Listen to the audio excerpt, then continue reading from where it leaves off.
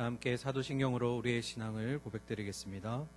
전능하사 천지를 만드신 하나님 아버지를 내가 믿사오며 그 외아들 우리 주 예수 그리스도를 믿사오니 이는 성령으로 잉태하사 동정녀 마리아에게 나시고 본디오 빌라도에게 고난을 받으사 십자가에 못 박혀 죽으시고 장사한 지 사흘 만에 죽은 자 가운데서 다시 살아나시며 하늘에 오르사 전능하신 하나님 우편에 앉아 계시다가 저리로서 산자와 죽은 자를 심판하러 오시리라. 성령을 믿사오며 거룩한 공예와 성도가 서로 교통하는 것과 죄를 사하여 주시는 것과 몸이 다시 사는 것과 영원히 사는 것을 믿사옵나이다. 아멘. 찬송가 308장 하나님께 찬양 올려드리겠습니다.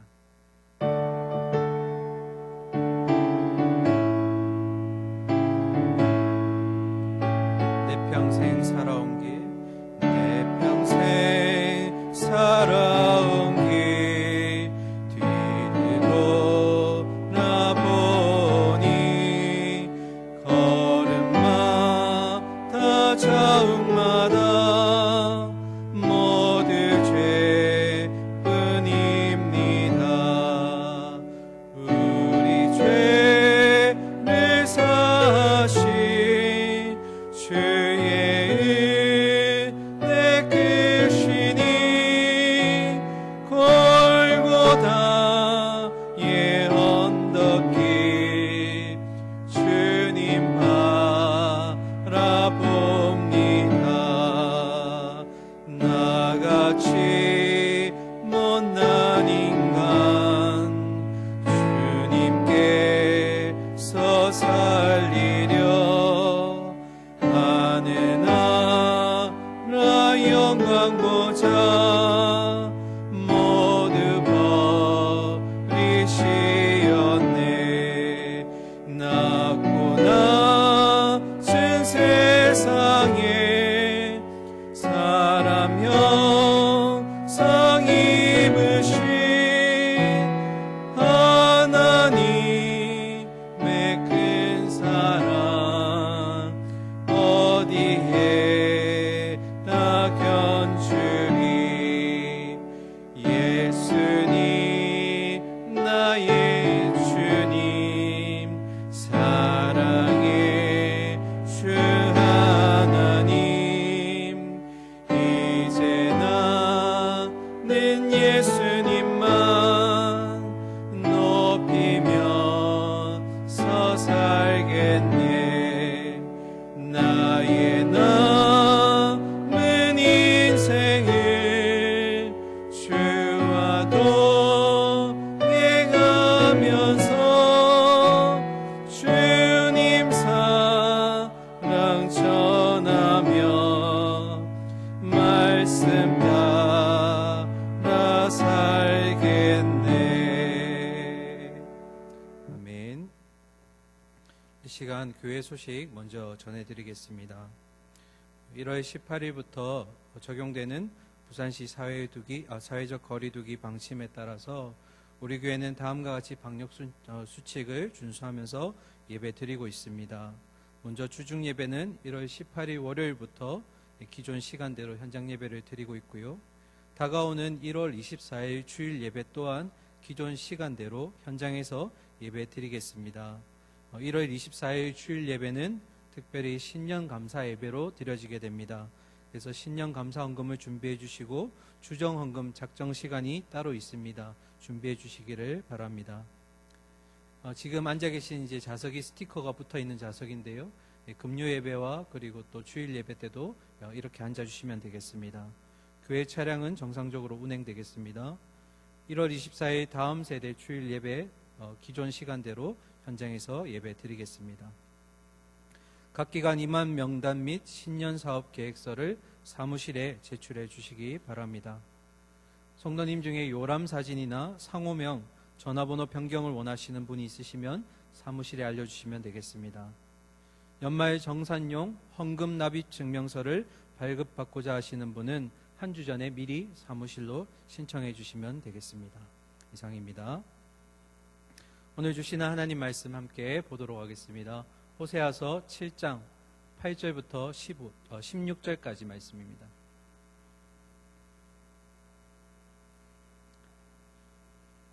구약성경 1261면에 있습니다. 호세아서 7장 8절부터 16절까지의 말씀 교독하시겠습니다. 8절입니다. 에브라임이 여러 민족 가운데에 혼합되니 그는 곧 뒤집지 않은 전병이로다. 이방인들이 그의 힘을 삼켰으나 알지 못하고 백발이 무성할지라도 알지 못하는도다. 이스라엘의 교만은 그 얼굴에 드러났나니 그들이 이 모든 일을 당하여도 그들의 하나님 여호와께로 돌아오지 아니하며 구하지 아니하도다. 에브라임은 어리석은 비둘기같이 지혜가 없어서 애굽을 향하여 부르짖으며 아수르로 가는도다. 그들이 갈 때에 내가 나의 그물을 그 위에 쳐서 공중의 새처럼 떨어뜨리고 전에 그 회중에 들려준 대로 그들을 징계하리라. 화 있을진저 그들이 나를 떠나 그릇 같음이니라. 패망할진저 그들이 내게 범죄하였음이니라. 내가 그들을 건져주려 하나 그들이 나를 거슬러 거짓을 말하고 성심으로 나를 부르지 아니하였으며 오직 침상에서 슬피 부르짖으며 곡식과 새 포도주로 말미암아 모이며 나를 거역하는도다.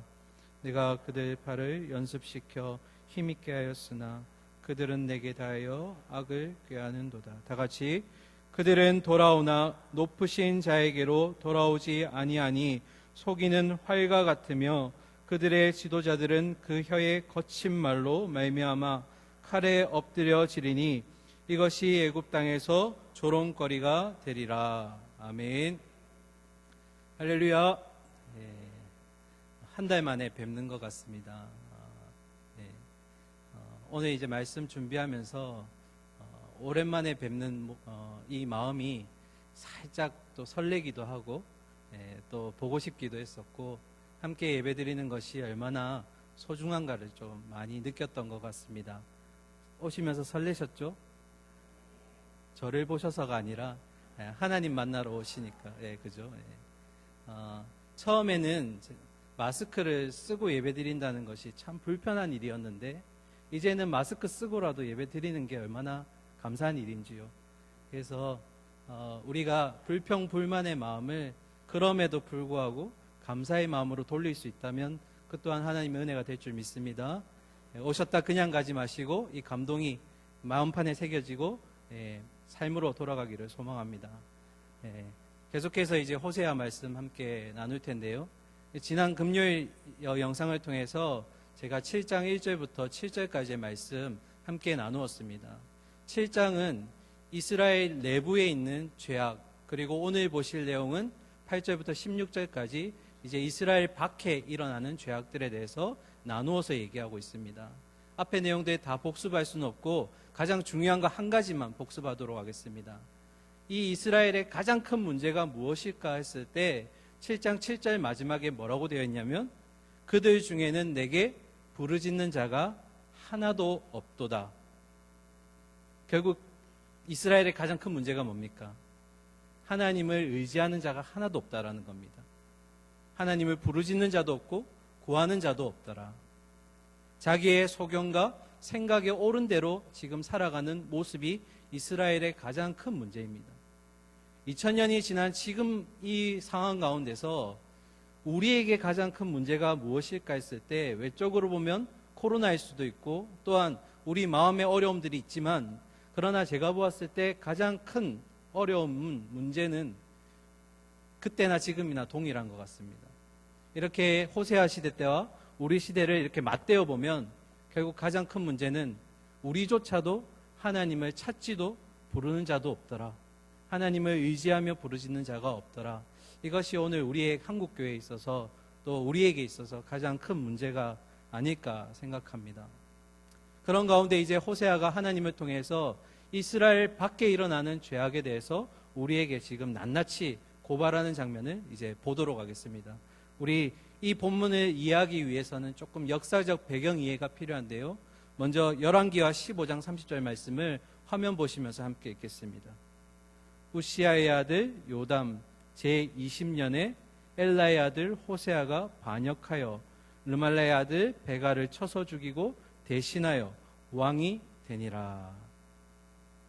북이스라엘의 마지막 왕은 신기하게도 지금의 이 우리에게 말씀을 전해주는 호세아와 이름이 똑같은 호세아 왕입니다. 동명이인이죠. 그런데 이 마지막 왕인 호세아 왕은 하나님이 보시기에 악을 행하는 자였습니다. 그러면서 동시에 자기가 왕이 되기 위해서 앞에 있었던 왕 베가라는 자를 살인하게 됩니다. 그런데 이때 이 호세아 왕을 세워줄 수 있도록 도와준 사람이 이 당시 패권을 잡고 있었던 아수르의 왕 디글라셉의 3세라는 왕입니다. 그러니까 호세아가 자기 혼자 스스로 왕이 된 것이 아니라 이 아수르의 힘을 빌렸기 때문에 왕이 되고 나서 이 아수르에게 조공을 바치게 됩니다. 그러면서 친교 정책을 벌이게 됩니다. 그런데 시간이 흐르면서 이 아수르 왕이 죽게 됩니다. 그러자 호세아 왕은 기다렸다는 듯이 이 패권을 놓고 아수르와 함께 부딪히고 있었던 이제는 애굽 왕 소라는 영어로 하면 수인데요. 수 왕에게로 갑자기 마음을 돌리게 됩니다. 그 말씀 함께 잠깐 보도록 하겠습니다. 열왕기하 17장 3절부터 5절인데요. 아수르의 왕 살만에셀이 올라오니 호세아가 그에게 종이 되어 조공을 드리더니 그가 애굽의 왕 소에게 사자들을 보내고 해마다 하던 대로 아수르 왕에게 조공을 드리지 아니하매 아수르 왕이 호세아가 배반함을 보고 그를 옥에 감금하여 두고 아수르의 왕이 올라와 그 온 땅에 두루다니고 사마리아로 올라와 그곳을 3년간 에워쌌더라. 어떤 의미냐면 앞에 그렇게 친교 정책을 원했던 했던 왕이 죽고 나서 다음 왕이 세워지니까 이 호세아 왕이 어떻게 했다고요? 이 왕을 변절하고 애굽의 왕 소라는 자에게 의탁하게 되는 겁니다. 아수르가 가만히 있었을까요? 이 살만에셀이라는 왕이 직접 찾아옵니다. 예루살렘으로 찾아와서 호세아 왕을 옥에 가두어 버립니다. 그리고 무려 3년이라는 시간 동안을 예루살렘 밖에 진치면서 이들을 계속 괴롭힙니다. 빼앗지도 않고 3년 동안 얼마나 괴로웠을까요? 자, 그런데 여기서 제가 질문 하나 드릴까요? 이스라엘 왕 호세아라면 과연 그가 왕으로서 애굽에게 의지하는 것이 맞았을까요? 누구에게 의지하는 게 맞았을까요? 아수르에게 의지하는 게 맞았을까요? 아니죠.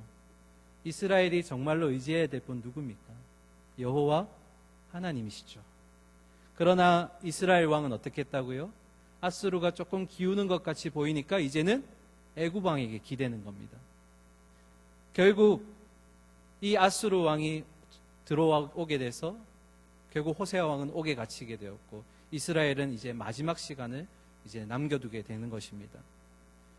결국 호세아 왕은 무엇을 의지한 겁니까? 당시 시대의 힘의 논리에 의존한 겁니다. 그래서 힘의 논리에 따라 움직이는 이 북이스라엘을 향해서 지금 호세아가 두 가지 비유를 들어서 지금 이것을 고발하고 있습니다. 그 비유 중 첫 번째 비유 한번 보도록 하겠습니다. 우리 다 같이 8절 말씀 한번 읽을까요? 에브라임이 여러 민족 가운데에 혼합되니 그는 곧 뒤집지 않은 전병이로다. 아멘. 제가 호세아서 하면서 몇 번 설명드렸는데요. 이 에브라임이라는 단어는 북이스라엘의 별칭으로 주로 사용됩니다. 그런데 문제는 주로 나쁜 의미에 사용된다는 겁니다. 그런데 에브라임의 뜻을 혹시 아시나요? 이 에브라임의 뜻은 2배의 열매를 맺는다. 풍성한 열매를 맺는다라는 뜻이 있습니다. 이 2배의 열매를 맺어야 될 에브라임, 북이스라엘이 결국에는 2배의 열매는커녕 8절의 말씀처럼 여러 민족, 하나님을 모르는 민족의 힘에 지금 의탁하고 있는 것입니다. 그런 그들을 향해 호세아가 무엇에 비유하고 있죠? 뒤집지 않은 전병이라고 비유하고 있는 겁니다. 제가 처음으로 21살 때 이제 자취를 시작하게 되었는데요. 거기가 어디였냐면 이제 서울대 입구, 지금 봉천동인데요. 거기서 이제 시작을 하였는데 처음에는 요리도 할 줄 모르죠. 청소도 제대로 못하죠. 그러니까 음식을 만드는 이 방법을 모르니까 주로 가공된 식품을 많이 사 먹었습니다. 그런데 어느 날 갑자기 날씨가 추워서 그런지 지금처럼 김치전이 너무 먹고 싶더라고요. 그래서 잘 모르는데 슈퍼 가서 김치전을 만드는 재료들을 막 사왔습니다. 그리고 어떻게 했을까요? 밀가루 넣고 김치 잘라 넣고 물 좀 넣고. 그런데 문제가 뭘까요? 비율을 모르는 겁니다. 그러니까 막 만들긴 하는데 이게 제대로 되는지도 모르고, 그때는 이 전을 넓게 펼쳐가지고 약한 불에 해야 고루고루 익는다는 걸 몰라서 불을 막 팍 세게 한 겁니다. 어떻게 됐을까요? 겉은 바삭바삭하고 거의 탈 지경인데 와삭하고 씹었는데 밀가루가 팍 터지는 겁니다. 그런 경험 해보셨죠? 저만 그런 건가요? 네. 지금 오늘 비유가 그런 겁니다. 뒤집지 않은 전병이 어떤 의미일까요? 이 전병이라는 것이 곡식가루를 이렇게 뭉개가지고 화덕 같은 불에 구운 우리로 말하면 전가 같은 겁니다. 근데 문제는 뭘까요? 전병을 어떻게 안 했다고요? 뒤집지 않았다. 그러면 어떻게 될까요? 한쪽은 뒤집지 않았으니까 불에 닿은 쪽은 계속 익어지다가 마지막에는 타버리겠죠. 딱딱해지고. 반대쪽은요, 설익 쪽. 아까 제가 밀가루 탁 씹은 것처럼. 이건 어떤 의미를 얘기하는 거냐면 에브라임에 나타난 두 가지의 죄의 양상을 지금 빗대어서 얘기하는 겁니다. 그럼 그 두 가지가 뭘까? 첫 번째는 바로 하나님을 의지하지 않는 이 이스라엘의 모습인 겁니다. 이것을 이제 다른 말로 하면 종교적인 위선이라고 얘기합니다. 그러면 반대쪽 면은 뭘까? 이것은 당시에 눈에 보이는 힘의 논리에 따라서 이 이스라엘이 의지하고 의존하는, 다른 말로 하면 세속화를 얘기합니다.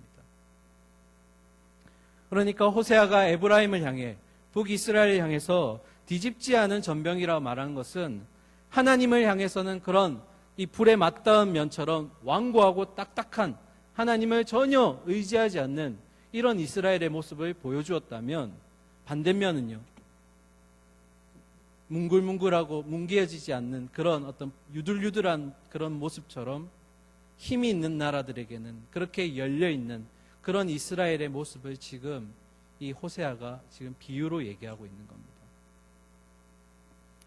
뒤집지 않은 전병의 모습, 이 에브라임의 모습을 보면서 저는 오늘 우리의 모습을 한번 비추어 보기를 원합니다.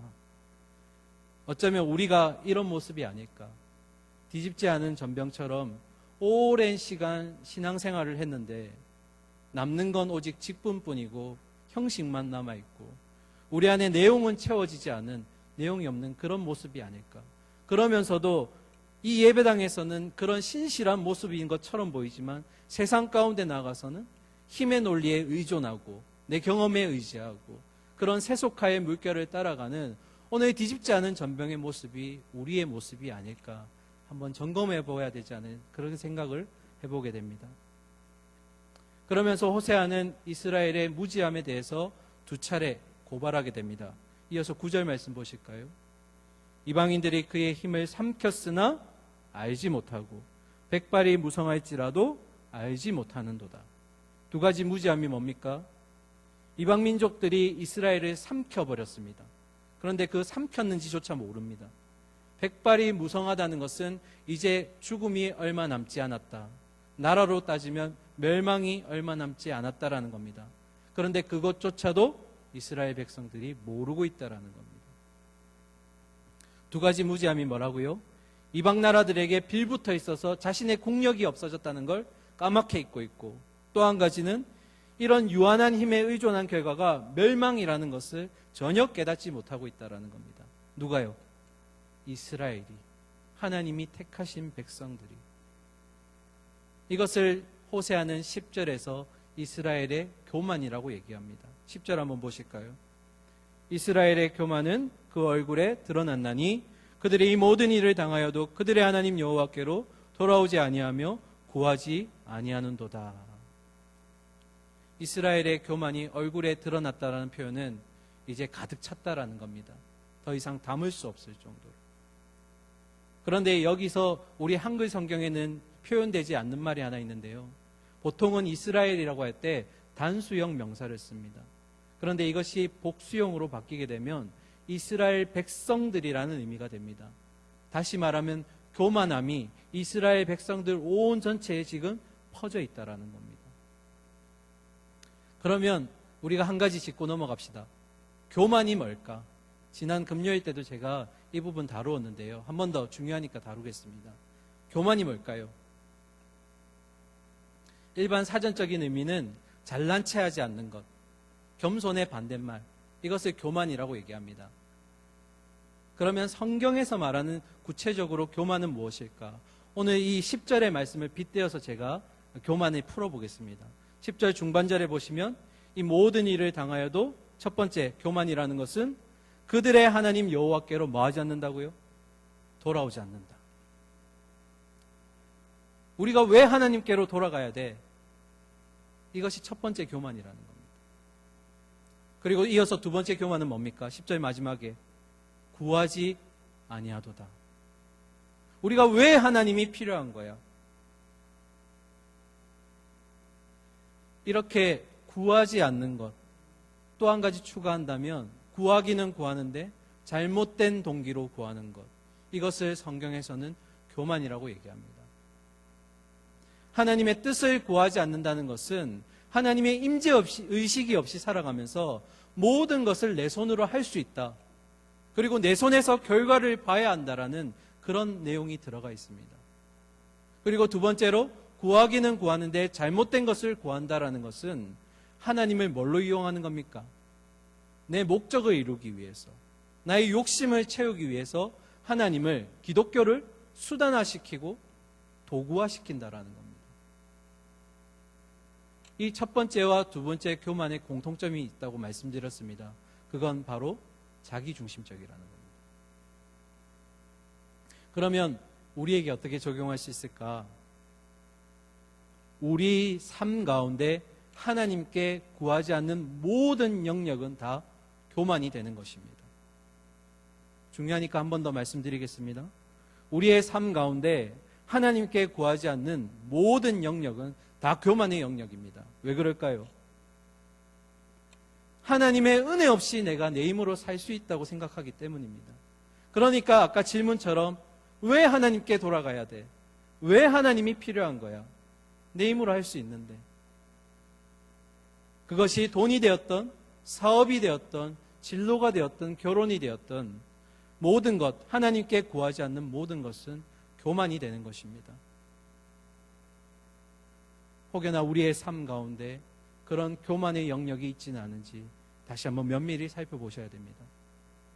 그래서 야고보서 4장 6절에서 교만한 자의 결과는 결국 하나님이 맞서 싸우신다라고 얘기하였습니다.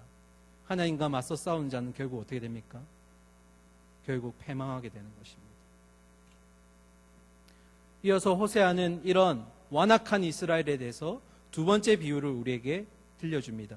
11절 말씀 함께 읽으실까요?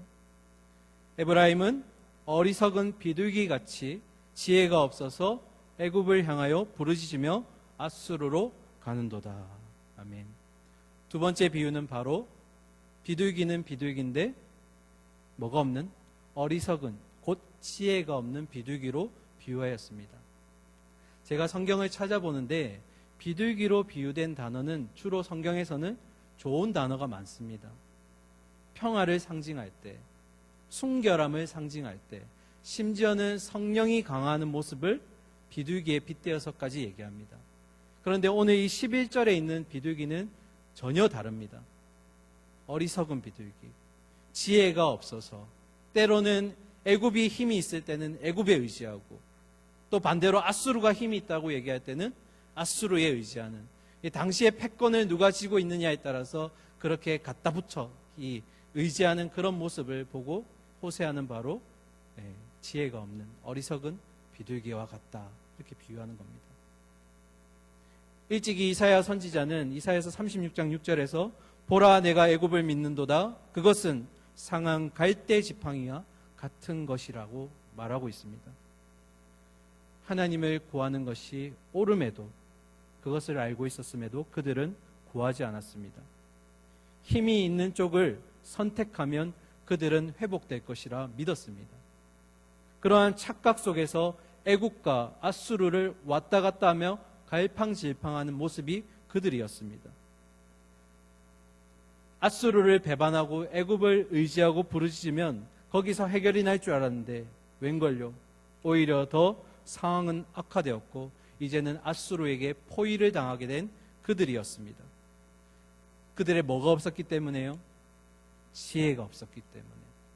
자, 그러면 이제 질문해야 됩니다. 성경에서 말하는 우리가 얻어야 될 지혜는 무엇인가? 잠언서의 저자는 정확하게 우리에게 알려줍니다. 잠언서 9장 10절 함께 읽겠습니다. 여호와를 경외하는 것이 지혜의 근본이요 거룩하신 자를 아는 것이 명철이니라. 할렐루야. 누구를 아는 것이요? 하나님을 아는 것이. 누구를 경외하는 것이요? 하나님을 경외하는 것이. 이것이 지혜인 겁니다. 이 지혜가 없기 때문에 내 힘으로 살아가려고 한다는 겁니다. 그래서 하나님은 지혜 없는 이 이스라엘을 향해서 굉장히 무서운 경고를 하십니다. 12절 말씀 보실까요? 그들이 갈 때에 내가 나의 그물을 그 위에 쳐서 공중의 새처럼 떨어뜨리고 전에 그 회중에 들려준 대로 그들을 징계하리라. 내가 그들이 가는 곳에 마치 날아가는 새를 뭘로 잡는 것처럼요, 그물을 던져서 잡는 것처럼 잡아버리고 그리고 그들을 모조리 낚아채고 징계하겠다. 이스라엘을 향해서 하나님이 그물을 던지셨습니다. 그 그물은 다름 아닌 징계의 그물이었습니다. 이제 이스라엘에 대해서 구체적인 죄악이 나열됩니다. 13절부터 15절까지입니다. 화 있을진저 그들이 나를 떠나 그릇 같음이니라. 패망할진저 그들이 내게 범죄하였음이니라. 내가 그들을 건져주려 하나 그들이 나를 거슬러 거짓을 말하고 성심으로 나를 부르지 아니하였으며 오직 침상에서 슬피 부르짖으며 곡식과 새 포도주로 말미암아 모이며 나를 거역하는도다. 내가 그들 팔을 연습시켜 힘있게 하였으나 그들은 내게 대하여 악을 꾀하는도다. 13절부터 15절까지 이 하나님을 대적하는 이스라엘의 폐역을 무려 4가지나 지금 고발하고 있습니다. 첫 번째가 뭐라고요? 그들이 나를 거슬러 거짓을 말한다. 두 번째는 성심으로 나를 부르짖지 않는다. 이 말은 어떤 의미냐면 그들이 하나님을 부르짖긴 하는데 전심으로 하지 않는다라는 겁니다. 마음을 다해서 부르짖지 않는다라는 것입니다. 그리고 세 번째, 요 구절이 조금 난해한데요. 침상에서 슬피 부르짖으며 곡식과 새 포도주로 말미암아 모인다. 이건 어떤 의미냐면 이 곡식과 새 포도주는 당시에 이 이방신이었던 바알에게 드리는 제사에 사용되었던 희생제물입니다. 그런데 참 아이러니하게도 그 희생제단의 바로 옆에 보면 침실이 있습니다. 이 의미는 뭘까요? 그들이 제사를 지내고 나서 누구에게요? 바알신에게 제사 지내고 나서 그 침대에 누워서 바알에게 바쳤던 이 희생제물을 먹고 즐긴다라는 겁니다. 그리고 마지막 네 번째 15절 끝에 보시면 그들이 내게 대하여 악을 꾀한다. 그 말은 하나님이 주신 힘으로 그 힘으로 하나님을 대항하고 있다는 겁니다. 얼마나 폐역합니까? 뭐가 없기 때문에요? 지혜가 없기 때문에, 교만하기 때문에. 이제 하나님이 말씀을 마무리하십니다. 16절 볼까요? 그들은 돌아오나 높으신 자에게로 돌아오지 아니하니 속이는 활과 같으며 그들의 지도자들은 그 혀의 거친 말로 말미암아 칼에 엎드려지리니 이것이 애굽 땅에서 조롱거리가 되리라. 하나님을 대항했던 그 결과는 징계요 멸망이며 심지어 그들이 의지했던 애굽에게 조롱거리가 비웃음거리가 될 거라는 것이 하나님의 말씀입니다. 너무나 슬프죠. 하나님을 대항했던 결과가 이렇다는 겁니다. 그런데 제 속에서 뭔가 이상한 마음이 생겼습니다. 그렇게 하나님이 택하신 백성인데 아무리 자녀들이 나쁜 짓을 하고 이런 정말 거역하고 완악한 자녀들이지만 하나님은 한 번도 그들을 포기하신 적이 없습니다. 그런데 이 16절은 그냥 끝이 나버립니다. 징계하겠다, 멸망시키겠다. 아니 하나님 그러신 적이 없었는데요. 그 말씀을 읽다 보니까 이 속에 비밀이 있는 걸 하나 발견했습니다. 그게 뭐냐면 우리가 12절 읽었는데요. 12절에 징계라는 단어에서 하나님의 사랑을 경험했습니다. 이 징계라는 단어가 히브리어로 야사르라고 하고요. 헬라어로 파이디오라고 하는데요. 한 번쯤 들어보셨을 수도 있습니다. 헬라어로 어린아이, 아이 자녀들을 부를 때 파이디온이라고 부릅니다. 이 파이디온은 여기서 나온 건데요. 어떤 의미냐면 아이를 세우다, 잘못된 것을 바로잡다라는 의미가 있습니다. 그러니까 하나님이 징계하시겠다라는 건 뭡니까?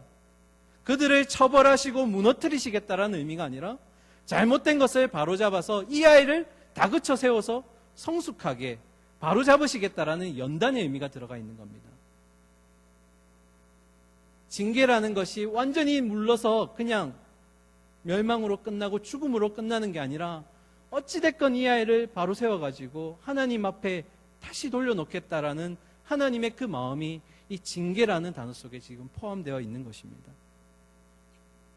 하나님이 징계하신 이유는 결국 뭡니까? 그들을 사랑하시기 때문입니다. 이 땅에서 어떤 부모가 자녀를 징계하는 걸 좋아합니까? 또 자녀는 부모가 징계하는 것을 좋아하는 사람이 어디 있습니까? 그럼에도 불구하고 징계하셔야 되던 그 이유가 뭐라고요?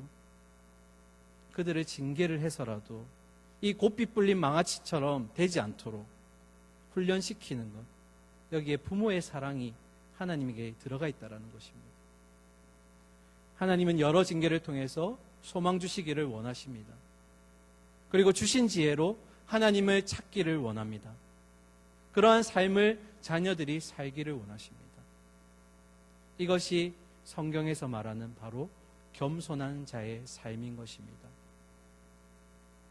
아까 사전적인 의미에서 교만함의 반대말이 무슨 말이라고요? 겸손. 겸손한 자는 뭘까요? 하나님, 저에게는 이 필요함에 대한 능력이 전혀 없습니다. 하나님께 구하오니 들어 주시옵소서. 우리의 삶의 주인 되시는 그 하나님이 주시는 그 은혜로만 살기를 원하는 자, 그것이 바로 겸손한 자이자 하나님의 자녀의 삶인 것입니다. 오늘 두 가지 비유를 통해서 교만함에 대해 살펴보았습니다. 첫 번째는 뒤집지 않은 전병, 하나님을 향한 위선과 그리고 힘의 논리에 따라 들어가는 세속화된 모습. 그리고 두 번째, 어리석은 비둘기, 하나님을 경외하는 지혜 없이 나 혼자 살아가겠다라는 그런 교만함.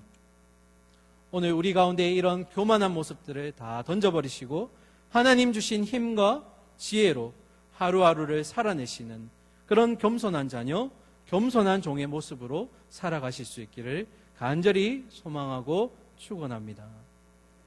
이 시간 함께 기도했으면 좋겠습니다.